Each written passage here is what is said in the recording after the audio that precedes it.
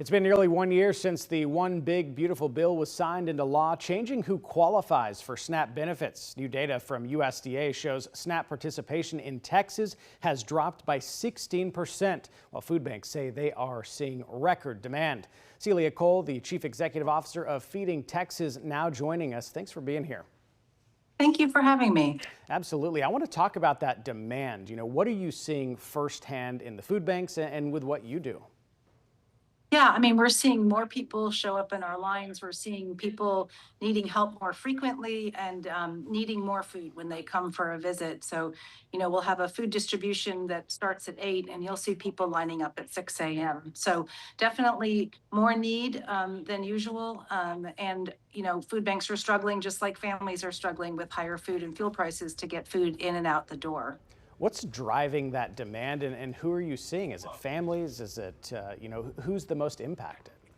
Yeah, well, the main thing I think driving the demand is persistently high food prices and obviously now higher fuel prices. And so that's just putting a strain on family budgets. And it's like a juggling act. And sometimes the easiest ball to drop is the food ball. You can buy less food, you can buy cheaper food.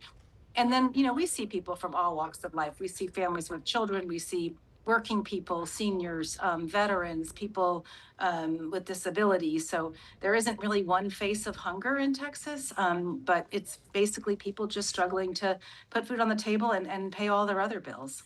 I want to ask, how has the One Big Beautiful Bill impacted SNAP benefits specifically?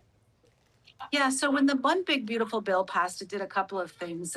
Most important, it expanded work requirements to new populations. So now seniors up ages 60 to 64 will also be subject to those work requirements, and families with kids.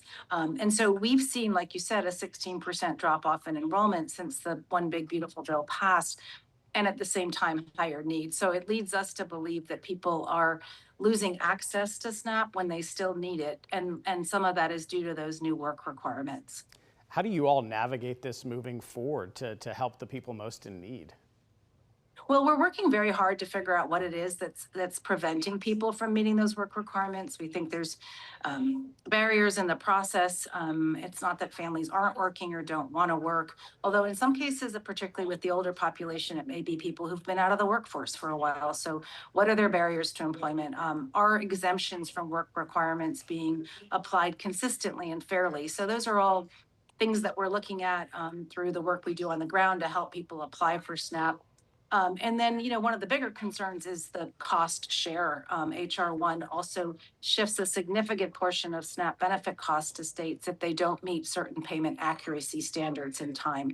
We're very concerned that if that happens, Texas will be on the hook for potentially $700 million a year that they've never had to put up before to keep the program whole. So that's another thing we're keeping our eyes on and urging Congress to put in place a 2-year extension to meet those requirements. Speaking of that, how do you fill those gaps? I mean, that seems to be, something that you're keeping an eye on.